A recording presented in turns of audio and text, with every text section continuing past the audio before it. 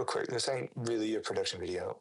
I just want to show how I use spreadsheets to keep my life as a content creator and musician and just general person organized. So there's a couple spreadsheets I have. The first one being my release manager. And I've got a whole bunch of tabs up here at the top, and we'll get into this in a second. But this main tab is my IDs. I've gone through all of the projects in these folders, and there's like folders inside of folders. And I have sorted them, or rather filled them into this table, into this spreadsheet with their name, what status of production they're in, how much I actually like them, being this rating, the date I last worked on it, and then notes from the last time I worked on it. And then I have it sorted by stage, or rather I have it sorted by how much I like it, the stage it's in. And then I've also added this like random row where I take this row and then the bottom row number and like do a random number between those two rows so that I can always just like, if I click on, because apparently clicking on this top row because it's changing something in the row, I can get a new random number. And then so like 56, find the song that's on 56, tell me why I love you. Okay, and then I can open it up in Ableton and have like quick inspiration of something to work on. So I don't have to like, I could always choose from these top ones. Like I could always choose from these, but that often means I don't end up working on any of these. And actually some of these that are up here now were down here, but they were just a random number that got chosen. And then I worked on it. And then it came out super awesome. Like Gifted with No Direction for a long time was like a 2 or a 3. Then it got chosen a random number, and then I got it put in there. And you can see I just recently added this date column because I haven't really, a lot of these I haven't worked on, and I want them all to have a date eventually. That just comes with time. Next up, I have this discography tab, disco tab, and this is the releases, right? So anything that's in the mastering stage, once I'm like happy with really where it's at, I'll take it and I'll move it to the top and I'll put it in like the done status. And that's what these are. These are all tracks that are like finished and ready to be released, and that's what's in here. So that's all of these ready to go. And I keep all of the details about them here. I keep all the details about all of them in multiple different locations because of redundancy, and I always find myself like needing a specific piece of information from somewhere. But I have all the main identifiers. I got to get the sound exchange identifier for this one. It just wasn't there last time I checked. And then these, the copyright takes apparently quite a long time. That's why I recommend like registering the copyright for 10, because you can do 10 at a time. It costs like $80 to register 10 unpublished works. So do 10 and then you'll have a big backlog depending on how far in the future, like I've already planned out to 2026 with these releases, and hopefully I'll have like a copyright ID something number that I can put in this column. But we'll get to that boat when we get there. This is my release checklist template. This is, as far as I'm aware, everything I've found over many releases prior to being WVYKD. I released plenty of songs under a different alias, and I built up lists, a set of things I have to do for every release. And that's eventually, this is like the third iteration of this checklist. I originally made it in an Excel, Google Sheets spreadsheet, and then I made just a pages document that I would actually print out and pin to my wall. That was fun. And then eventually it became this in just numbers by Apple. And then I'll create I'll duplicate this and make a new one for each release that I plan to put out. And then I just slowly start checking off the boxes. Like apparently I got to do a monitor check on this. So they're not all exactly the same because I sometimes add things, things change, and I got to update all of them, right? So I've made one for these are the finished releases that I've already put out. And again, there's some that the boxes just don't get checked because this is a track art for SoundCloud specifically. This is monetizing on SoundCloud specifically. So there's a few things like that just don't get checked. I should check like Canvas off. That's specifically for Spotify, but I just haven't made the canvases for these two songs yet. And I will. At least I plan to eventually do that. But that's how I keep track of all my music specific stuff.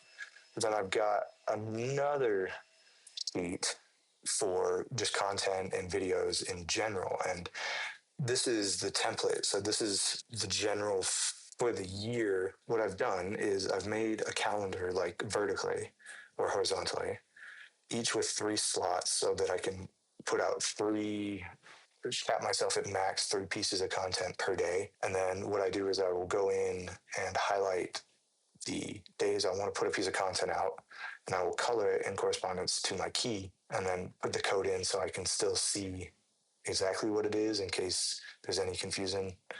Again, redundancy, I like it, helps. And then I'll put all of the days I select for the content here, I will put them in these little vertical tables, I suppose is what they're called, so that I can see everything at a glance for each of my different channels and streams of content. So looking at 2025, this is what one in progress looks like, where I've got all my releases scheduled. This, I can switch it to done because it came out. I know exactly when the releases are coming out, what day, what release or what song is coming out on what day. Same thing with my videos. I can tell I schedule all the videos in advance. So this video that I'm recording right now is, this other, you can see it's not recorded. So I'm going to call this spreadsheets for artists. That's what I'm going to call it. So it's in progress because I'm filming it right now, as you can see that. But I also have another video on August 22nd that I haven't started yet. And all these song a day videos, those were from that, as I probably mentioned in 1 or 2 of them, I recorded all of those in March, and I just scheduled them out throughout the course of a year, trying to aim for 3 to 4 per month.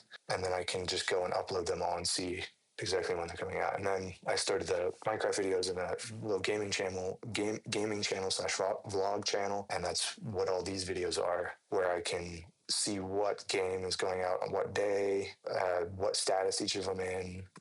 The status is not started, recorded, and ready. In progress is specifically for, eventually I did update those to be all of them. I just didn't want to change I didn't want to have to reselect all of these. So I added that new status. It shows me what it is, the code, the color in the code, the date of that specific video in relation to all of the other other pieces of content, and then what it is, where it's at in status. So I can look at this and I go, okay, I need to make, well, I can't, because this is a monthly vlog and I have to actually be in August to make this. So that's fine where it's at. But say this is a gaming video that I have not started yet and I don't know what it is yet. And I got to figure out what that is. And I've got plenty of time to do that, like 2 months to figure that out. But the sooner I can figure it out, the sooner I can get them all made and uploaded so that I can move on to 2026. I've done the same thing for 2026 where I've just planned out, I've selected all the days and coded everything to be what I want to be putting out, and then I just go in and make it. And it may seem overwhelming, like all these pieces of content, but you can always like select up to a certain time and then hide all of the rows. So now I'm just looking at January, which I'll do January and February for this. Then it seems a little less daunting, but it's also good to just see them all. And I mean, most of these are just shorts, which take very little time to make. And there's always the potential to just go in and start picking more days. I also tried to keep all the same things on the same slot. So if I was going to do more production videos, I would do it on the top of the 3, select them, color code them, and then the tedious part is actually adding them to this. But I found a couple shortcuts to make it a little bit easier, and then I can just put them all in, sort them by date, and even by what they are, which I guess it automatically sorts by date. Yeah, just have it selected, sort by column A. Those are my 2 main spreadsheets when it comes to I was going to say this, you can see this one's a little bit different because I did design the system, this calendar this year, and then I took this original concept for it and turned it into the template, which is pretty much the same, just with 3 slots per day. So that, because here it's just really 1 slot and then a little notes. So I did 3 slots per day so I can make more content or show myself more content. And the notes I kind of found a little unnecessary because I don't like how that text is there, to be honest with you. I like the look of this a lot better, where it's just the code and the color, and then the specific notes appear here. That's how I keep my music and my content organized, scheduled, and looking all good for the days to come. We got something out of this. If you did, hit the like button. If you didn't, go away, and see you later.